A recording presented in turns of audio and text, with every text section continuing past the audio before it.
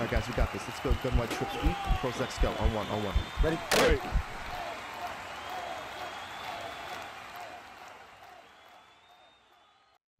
What's going on, everyone? Cap24 here from HuddleGG. In today's video, we're going to talk about PA boot over, gun bunch tight end. It's the most requested tip that I get still today on how do I stop it. Now, I've done a video in the past. I'm going to show you a different type of concept to stop this, something that I'm using personally right now, and really kind of showing you how to think outside the box, how to basically use this tactic in a lot of different formations, but I'm going to show you one out of the Seattle Seahawks defensive playbook. So what I'm going to do is I'm going to start off at 3-3-5, some just call PA boot over. And the great thing about 3-3-5 is that you've got the ability to put 3 safeties in at linebackers, right?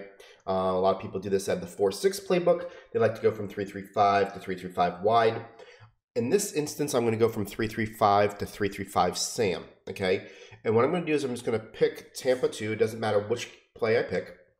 And what I'm going to do is I'm automatically go ahead and audible to a play called Corner Blitz 3 out of 3-3-5 Sam, something you got to put in there. And the reason why I like this is because it's very well set up for you that you have to do very minimal adjustments from it. So if you're taking some time going from play to play, you're going to want to make sure that you have the ability to get your setup quickly. So I'm going to go ahead and go to Corner Blitz 3, and you can see that the safety that was on the left, so basically there's 3 middle linebackers, that player that was on the left goes into this position to where he is now a linebacker that's on the line, okay? The spot here what's really nice is that he has the ability to cross man. So what I'm going to do is I'm going to cross man him on the point player, the Y, and I'm going to move him out to the numbers, okay? So it's going to be out to the numbers when you're on the left hash mark. A lot of people like to run this on the right hash mark as well. If you're on the right hash mark, you want to move him between the numbers and the sidelines, and I'll show you that, okay? So you move them on the numbers. What is that? That's going to basically do is it's going to allow for us to basically go ahead and catch the Y halfway between his route and basically mirror him. Now at this point, you're going to say, what do we do? Who we user? All that type stuff. I'm using this play right here, Darby. Okay.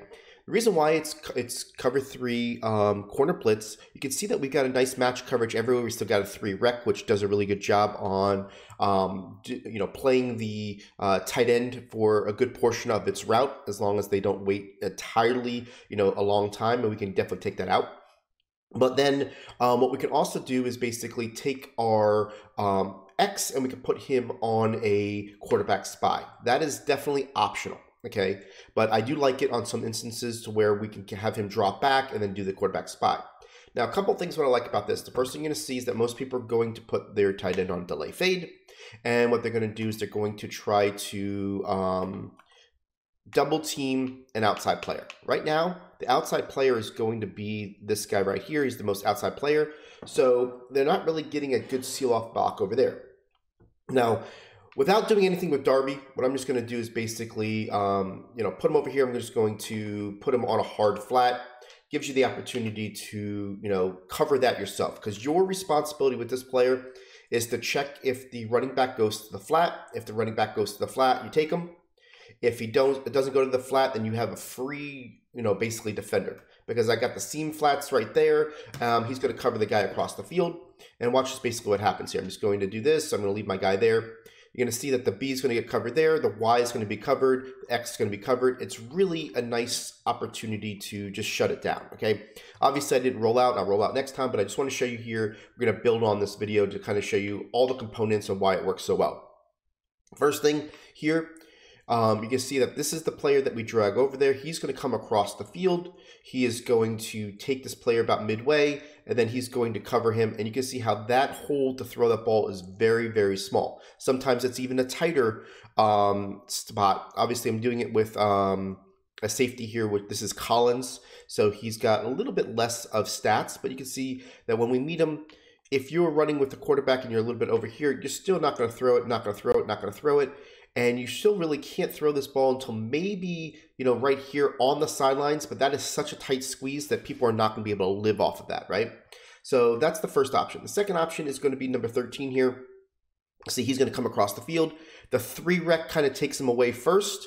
And then so he has nothing there, and then he passes him off to the seam flat. The seam flat's going to take him. Now, I do put the seam flats, all the purple zones at 10 yards. Okay, so you can see that this guy is going to go to the 10-yard mark because this route does get elevation on it. It gets about the 10 mark. You can see he gets the 10 spot, and I cover him all the way there.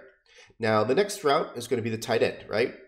We have absolutely no responsibility on this play once the running back goes on the handoff. So now we can sit there and guard the tight end all we want. We can take away pretty much anything we want at this point, but want to make sure that you understand that we're in good shape when it comes to the tight end, okay? Now, let's go ahead and show a different way we can do this. And I want to make sure that you kind of understand all the ways here. So again, what we're going to do is we're going to go from 3-3-5 into 3-3-5 Sam corner blitz. I'm taking the X, cross-manning them, moving them over. And you can see that all I got to do here is click to this and I'm already ready to go, right? Again, the optional is this player here, X on the hard flat, on the quarterback spy. The reason why I'm going to do this is I'm going to show you here that we can take the tight end out of the play, okay? Tight end has to basically block before he goes out, right? Well, say they do this, they do the double team, it doesn't matter. Say I want to just take him out of the play. My responsibility is the running back. Once I see that the running back is not out, I'm just going to run around. See how this guy, well, when we got to the quarterback, but look at the tight end. The tight end basically has to follow me as a user, right? So if that's the case, there's two things I'm doing by doing this, right? I'm making sure that my quarterback can't get to the outside by doing this. And I'm taking the tight end with me, right? Here's the tight end on this play. Let's just make sure you see it right here. He's got to come with me, and he's not in a position to get released up the field. And if he does, I'm right there, or he catches the ball literally at the -3 yard line, right? So basically what we're doing is we're just taking him out of the field, and we're just making sure that we've got everything covered. You can see that we got a good job on this player coming across. We got a good job on this guy coming across here. And then you can see that we already got to the quarterback, right? Obviously, that was the best case scenario, but you can see how we were able to, just force that to happen, right? So that's a really nice option as well. Now, let's go ahead and do it again here. The next thing I like to do is they start thinking that you're not blitzing, right? So by doing this, instead of cross-manning him, I'm going to move this guy over, right? Get him to the numbers right about here. And then what I'm going to do is I'm going to blitz both my linebackers, and I'm going to sneak this guy over here, right? And when I do that, you're going to see here that when they do the whole, block and everything, as long as they're not anticipating this, they're thinking they're just doing cross-man, not really doing much, to kind of watch it. Watch what happens here. You're going to see that we're going to be able just to corral this guy before he has any options to throw. Right? And the reason why is it's a simple overload, but what we're doing is we're catching them off guard. And the overload is basically making sure that we're moving this guy over because he's cross-manning. Now he comes, by the time they realize, that's going on, they don't have the option to, throw it to that guy. If you want, you could definitely do this to where you can run this guy. In this situation, I didn't move any of my D-lines, so I was going one-on-one with 52, and he double-teamed that guy. But if that's the case, I can a lot of times just peel off at this point and cover 13 across so that they have no options right away. This time you can see that they, I'll show you what I mean by that. But this is kind of a 1-2 punch, right? You got the great coverage when you want to, and then you've got the ability to sneak in blitzes, right? So here we go, sneak in the blitz with this guy over. We're going to blitz everybody, and I'm going to move this guy in. So this time what I'm going to do is I'm going to pretend like I'm coming, and then I'm going to cover the B down the field, right? So we do this here, do this, come down here, and now I'm going to the B, and now you're going to see that we still have that overload. The reason why we have that overload is because the way that we're able to attack with the players, right? If you see here, if we go, 62 takes that first guy, and now because we're coming into the middle and then peeling off, 68 and 87 go inside, and now we go back out. You can see how this guy's coming across, and then we've got this. So as long as they're sending the same amount of players out, they're in good shape. So for the last thing of this video, what I want to do is actually show you how to defend this on the short side of the field, because people will go ahead and run this on both hashes because the play is actually that good that you kind of run it anywhere on the field, but typically they like to run it to the quarterback's handedness and whatnot. So what we're going to do here, do the same thing. And what I'm going to do is do the same audible to the corner blitz. We're going to take this player. We're going to move him in between the numbers and the sidelines. We're going to put him on the Y. And then we're going to use this guy, right? Same difference. I can go ahead, do this, kind of take the tight end out of the play, go ahead, and you're going to see that everything is absolutely boxed, right? If you have some D-line abilities, it's going to really work for you. I tend to put inside stuff and outsiders on the players on the left-hand side, and I'll show you who I do that with. When I move this to 3-3-5 Sam, what I'm going to do is I'm going to make sure that this guy Sweat has inside, Payne has inside, this guy has outside, so I'm not worried about the inside zone to the left at all, because I want to put my players there. And then what I'm going to do here is move this guy out and just kind of make it work. Now, on the replay, let's go ahead and just kind of look at how it went down when it came to this here. So you can see that the first player always want to watch is 13 here. He's the first one that's going to get open, but in this case, he just doesn't, right? Because we got him covered basically across here. You're letting up, 3 yards if they want to throw it. Now let's see, does this guy get open? You can see that this guy just gets blanketed to the sidelines. If they throw that, that's a click on and basically make a play. They'd have to literally, already roll out. That's the thing about this is if we're the user and we're forcing them to stay in the pocket, they can't create that angle on a throw to throw it to them, right? So that's what we basically do. Then we can cover the tight end at that point.